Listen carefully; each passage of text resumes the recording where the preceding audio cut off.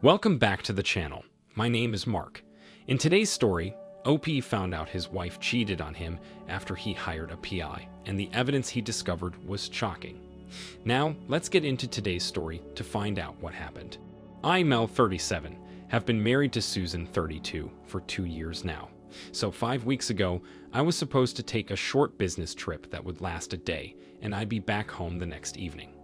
I set out very early in the morning, but for some reason, the trip was canceled midday, and I decided to go home, rather unexpectedly. It was a rainy day, and driving into the garage, I was surprised to see her younger brother Kane's car parked next to my wife's. Kane was 2 years younger than Susan and had a heavier masculine build.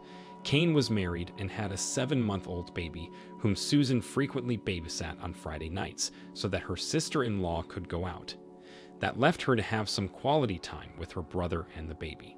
It worked fine for me because I knew how close the two siblings were and just found a way to let them connect in their space.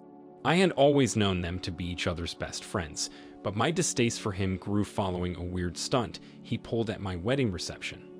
On that evening, in his emotional state, he walked up to Susan and, in the full glare of our wedding guests, planted a deep kiss in her mouth with a bear hug. Of course, needless to say, I was shell-shocked by that, but there was nothing I could do.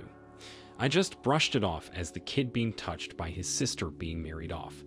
I was asked to forgive his overreaching act, and I did, but I grew weary of him. As I stood in the garage, I heard the sound of soft music coming from the sitting room. That's where our sound system was. I got really uncomfortable and slowly walked in. The music was loud, and they didn't hear me approaching. I didn't know what to make of the sight that met my eyes. Susan and Kane stood at the center of the sitting room, locked in an embrace. They jumped apart when they saw me, and the look on their faces said it all. I knew at that moment that my marriage was in trouble. I was extremely upset, but I didn't let it show. She said something along the lines of his marriage being in trouble, so he was looking for emotional support. As if that would explain why he was intimately embracing his sister and slow dancing to romantic music in my living room. Soon after the incident, one day, she went out to babysit his baby and forgot her phone at home. That was my moment of discovery. I went through her WhatsApp messages and found that she was indeed sexting her own brother, and they were exchanging nudes. I love you, and all the shebang. It was the most disgusting, vile, unbelievably nausea-inducing thing I've ever witnessed. I threw the phone away and rushed to the bathroom and threw up.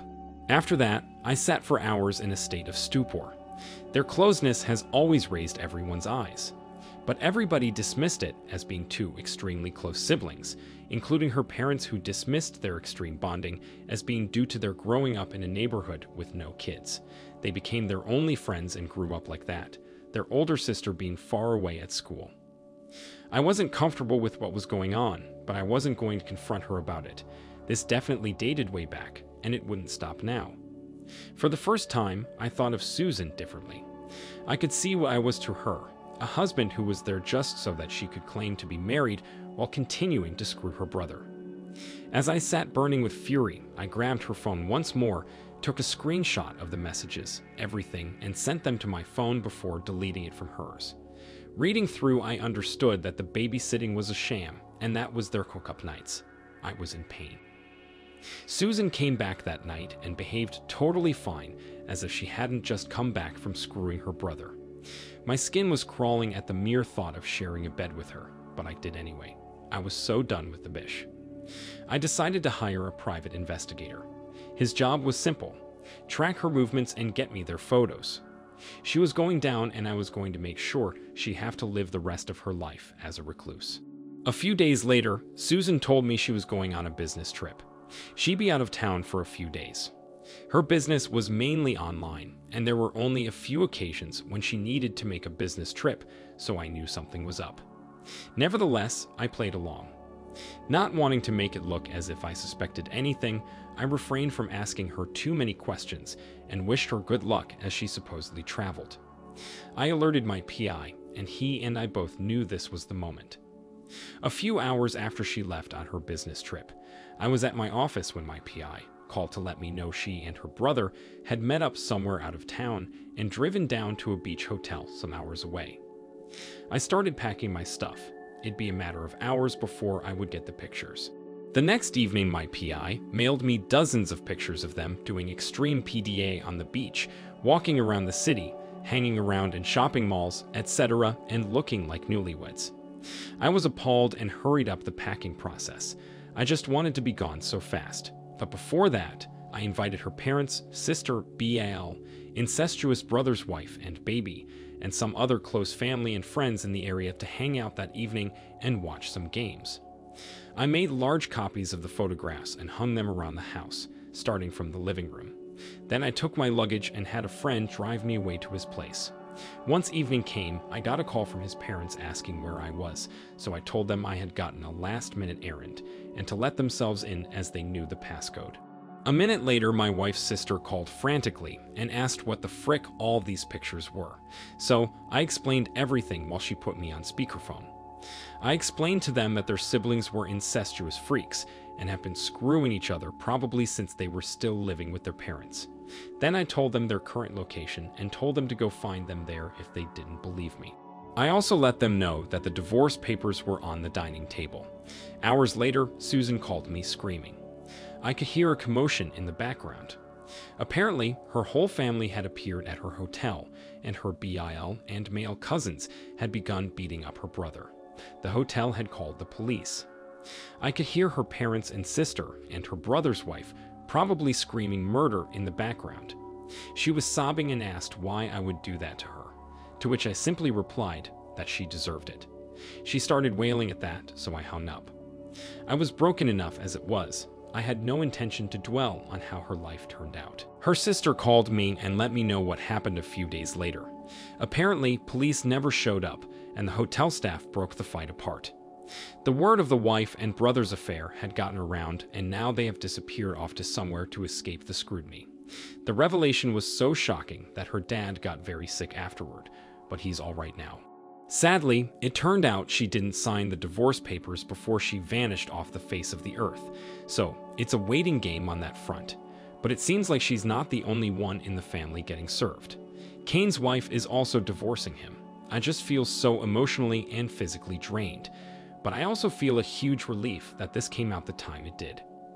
We were planning on starting a family, and imagine if she had actually gotten pregnant by her brother and had a child that would very likely be born with a lot of complications and disabilities due to being inbred. I'd have been strapped to raising it. It sends shivers down my spine how close I came to that. So yeah, I'm drained as fuck, but I'm relieved. I just want to put this whole thing past me and move on.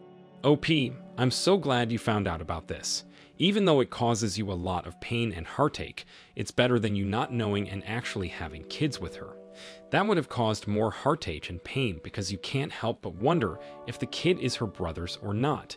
Your wife and her brother are evil people, not just because of their incestuous act, but also for causing pain to two people by marrying them when they're both aware of their feelings for each other. They could have chosen to remain single forever. That would be better. They got everything they deserve from the outcome of what you did. My heart goes out to you, and I hope you'll be able to put this whole thing behind you. Now let's get into today's second story. So my 27M, wife 24F, often goes out on a Friday night with her best friend and usually doesn't get back until 4 a.m. The place she goes to closes then, so no big deal every time she's been out. She's always come back. It does slightly bother me that she's out every Friday and never gets back until so late as we do, have 3-year-old twins, and it seems irresponsible. But that's for another discussion. Anyway, this Friday, she went out, as usual, and I woke up and she wasn't there, even though it was 6:30 a.m. So I texted her and called her to see where she was. She had not sent a single message to me all night and had not indicated in any way that she would be staying out.